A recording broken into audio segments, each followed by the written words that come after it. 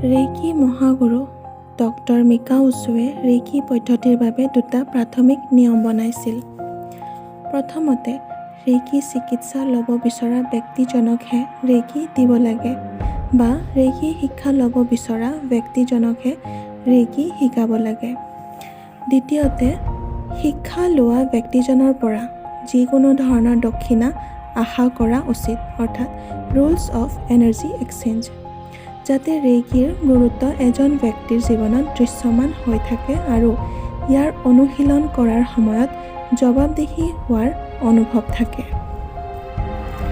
তাৰ পাছতে reiki channel বাছি লোৱা সকলৰ বাবে উছুৱে 5টা তাত্ত্বিক নিয়মো সৃষ্টি কৰিছিল, যাতে ক্ৰমান্বয়ে তেওঁলোকৰ আচৰণৰ জৰিয়তে তেওঁলোকে শৰীৰ আৰু মনৰ প্ৰাণশক্তি শুদ্ধ কৰি আত্মাক উন্নীত কৰিব পাৰে, নিজৰ স্বভাৱটো চিনি পাব পাৰে।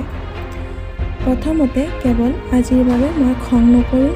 দ্বিতীয়তে, কেৱল আজিৰ বাবে মই চিন্তা নকৰোঁ।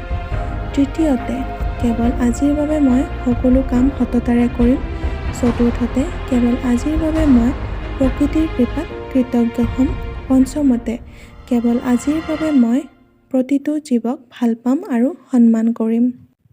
তেতিয়াৰ পৰাই বিনিময়ৰ আইন ৰেইকি চিকিৎসাৰ মূল স্তম্ভ হৈ পৰিল। ৰেইকি কাকো বিনামূলীয়াকৈ দিয়া নহয় আৰু শিকোৱাও নহয়। চিকিৎসাৰ বাবে অনুৰোধ বা সন্মানৰ আৱশ্যক। আদান-প্ৰদানৰ দ্বাৰা কৰ্মবন্ধন সৃষ্টি নহয়। ইজনে সিজনৰ ওপৰত নিৰ্ভৰশীল নহয়। অহংকাৰো নাথাকে, আত্মসন্তুষ্টি থাকে।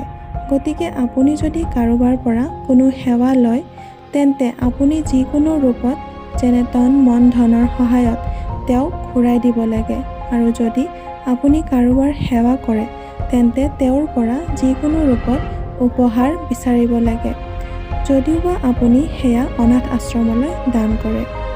বিনামূলীয়াকৈ নিদিব, বিনামূলীয়াকৈ নল'ব। ধন্যবাদ।